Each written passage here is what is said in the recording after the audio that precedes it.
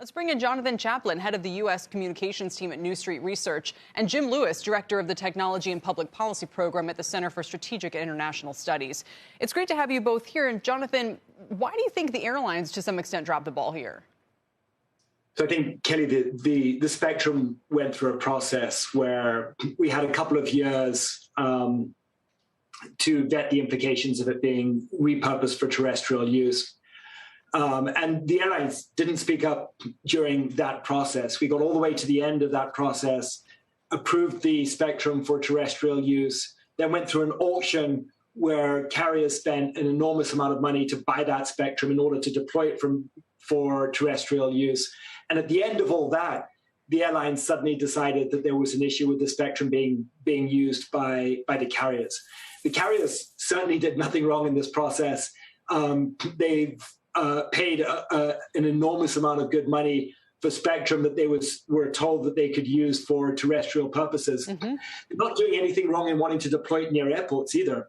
We all want coverage on our wireless phones at airports. The carriers have coverage in and around airports today. It was always assumed that they'd be able to deploy this everywhere.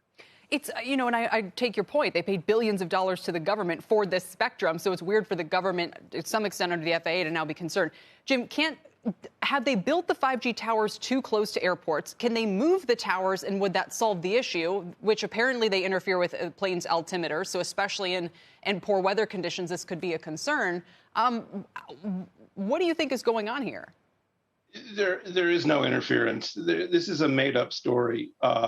It's in 40 countries around the world. The UK's equivalent of the FAA just came out and said there's no credible evidence of interference.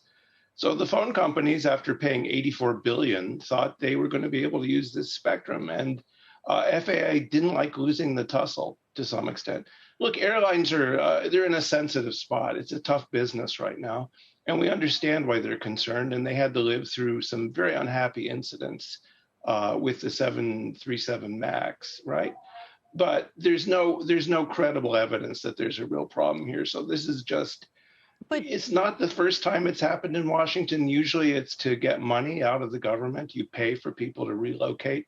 I don't think that's what's happening this time, but I don't understand, nobody who has Jim, the spectrum ever wants to move.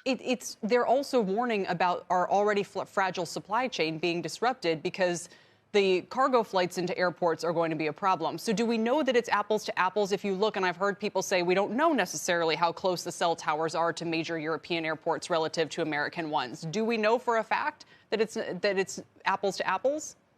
Yeah, we do know for a fact. And so this is Washington. I mean, when you are making your case for why something shouldn't happen, you dredge up every argument you can think of. And the French have limited deployment within 2 miles of the airports.